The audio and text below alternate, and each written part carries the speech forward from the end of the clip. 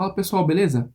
Vamos estar resolvendo mais uma questão aqui, hoje falando sobre a última propriedade coligativa que falta, tá? A gente vem fazendo aí uma série de vídeos já há um tempo sobre todas as propriedades coligativas da química, tá? Faltava essa que é a pressão osmótica, tá? Ou osmose, tá bom? E aí, galera, eu trouxe essa questão lá do setor Gama, que foi republicada referente ao vestibular da PUC de Campinas, beleza? Então vamos nessa. Comparando-se as seguintes soluções aquosas à mesma temperatura e todas de igual concentração molar, a gente tem 4 soluções aquosas, uma com glicose, outra com sacarose, a terceira com cloreto de sódio e a última com cloreto de cálcio. Pode-se dizer que são isotônicas, ou seja, exercem igual pressão osmótica somente. E aí, galera, vamos lá. Galera, para a gente calcular a pressão osmótica de uma solução, a gente usa a seguinte expressão, tá? Concentração molar vezes constante real dos gases perfeitos, vezes temperatura em Kelvin, vezes o fator de correção Van 't Hoff. Vocês podem reparar que essa fórmula aqui é muito parecida com a equação de Clapeyron. Na verdade, ela é a própria equação de Clapeyron, porque a equação de Clapeyron, pessoal, é PV, né, é igual a nRT. Você já deve ter visto isso aqui em física na parte de termodinâmica, tá? Ou daquele estudo dos gases, né? Aquela introdução ao estudo dos gases. Galera, se eu passar o volume do solvente dividindo essa expressão, eu vou ter o número de mols dividido pelo volume do solvente. Número de mols dividido por volume, galera, a gente tem a concentração molar. E é exatamente isso, né, que a gente vai acrescentar aqui. A concentração molar vezes R vezes T. E a gente precisa relacionar isso aqui ao número de partículas formadas na solução. Porque estamos falando de propriedades coligativas, pessoal, e todas as propriedades coligativas, todos os efeitos, né, estão diretamente ligados à quantidade de partículas. Por isso a gente usa o fator de correção Van 't Hoff praticamente em todos os exercícios que envolvem cálculo do efeito coligativo, tá bom? Então, show de bola? Percebido essa relação aqui, vamos agora resolver essa questão que é bem tranquila, tá? Eu só coloquei só para a gente notar essa relação, beleza? Vamos nessa. Glicose, pessoal, vou colocar de outra cor aqui, vou colocar um vermelho para destacar. Vamos lá, glicose. Glicose, a pressão osmótica exercida por uma solução de glicose, ela vai ser a concentração molar, que é a mesma, né, igual para todo mundo, então vai ser M. Constante real dos gases, igual para todo mundo também, vai ser R. Temperatura em Kelvin vai ser igual, porque ele fala aqui ó, a mesma temperatura, tá?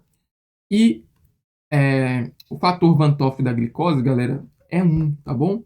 Se você quer saber por que é 1, é porque é o seguinte, o fator de Van 't Hoff é calculado como alfa Q menos 1, tá? Deixa eu dar um espacinho aqui para o lado.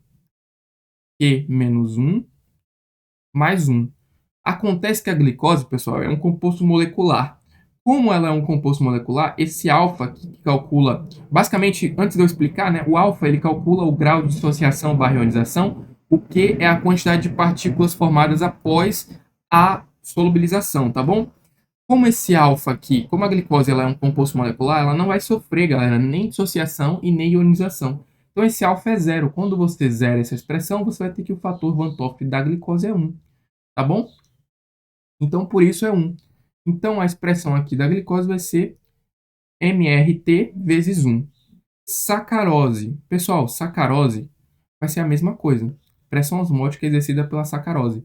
Concentração molar M, constante real dos gases perfeitos, que é igual para todo mundo, temperatura, que é a mesma para todo mundo, e também o Van 't Hoff vai ser 1, galera, porque a sacarose, pelo mesmo motivo, sacarose é um composto molecular.